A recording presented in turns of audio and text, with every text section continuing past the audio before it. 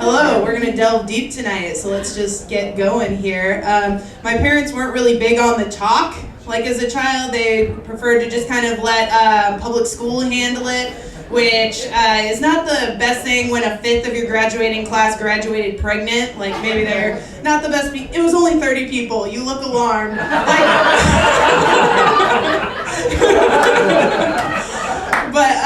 So anyway, I felt that I needed to dig a little bit deeper than abstinence or Jesus will kill you.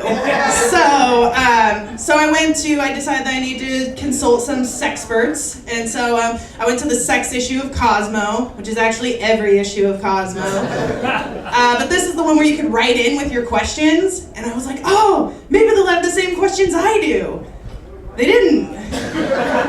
Not at all.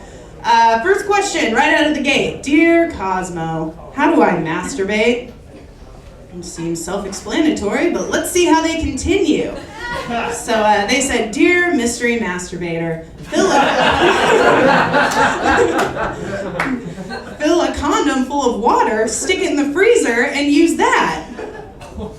Ice dick. It's an interesting proposition. Like a number of problems arise in my mind right away. Like the first thing is kind of like a Christmas Story scenario.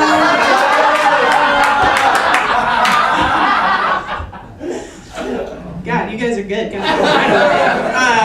And then the second thing I want to know is like, what do you do with it when you're done? Do you stick it back in the freezer so you can reuse it? Or, what if this lady has kids? Like, her little son comes up like, hey, Mom, can I have this popsicle? And she's like, no, Timmy! And then later, he's like, hey, Mom, why did that popsicle taste like fish sticks in a balloon? It's okay. So anyway, I consulted Cosmo, so there I was, exploring my sexuality, ice dick firmly in hand.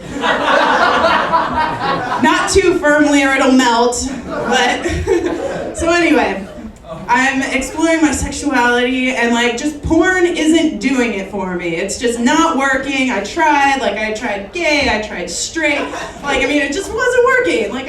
I explored a lot, and then finally I came across the thing that really works for me, which is erotic fan fiction. Alright, this is the stuff where, you've got Hannibal Lecter railing Troy Bolton from High School Musical, and settle down, it was the sexy Hannibal from the TV show, not Anthony Hopkins, I'm not a pervert. Alright? And so, you get excited about this stuff, and so then you have your OTP, which is where your one true pairing. It's usually a gay couple who you think just belong together if only the writers of the show or comic book or whatever just understood them the way you do. And so, my OTP is Bucky Barnes, Captain America's sidekick, and Loki from, Thor's brother. A pairing that is so unlikely that you have to play 7 Degrees of Kevin Bacon to even get them in the same room. But, that's what gets me going. Nothing works quite like the god of mischief fisting Bucky, Captain America's best pal. It's a beautiful thing. They love each other. When they're not role-playing that they're hiring a prostitute. Anyway, clearly I am someone that you want around your children. And so good news, everyone. I actually work at a school. It's a school for at-risk kids, so, handling sensitive issues. And so we had this big project, and it was, we had to make posters that had anti-drug messages on them. And so we were going along, you had your standard ones, don't do weed because it's lame and stuff like that, sad. But then some kids got really creative with it. There was one that kind of was more of a takeoff from an old standby. So they said, crack is whack, you'll just end up on the train track. I don't know what that means. I like to imagine it's kind of like a Snidely Whiplash situation. If you do crack, then like you're gonna either be tied onto a train track or you're gonna tie someone else onto a train track. Those are the thoughts that come to mind. So then, you know, other ones, there were some really good ones. So like the next one, which I thought was very, very beautiful, was like, let's see, where did it go? There it is, okay. Sorry, losing my train of thought. There was one that said, if you tap that meth balloon, you'll be in a death cocoon.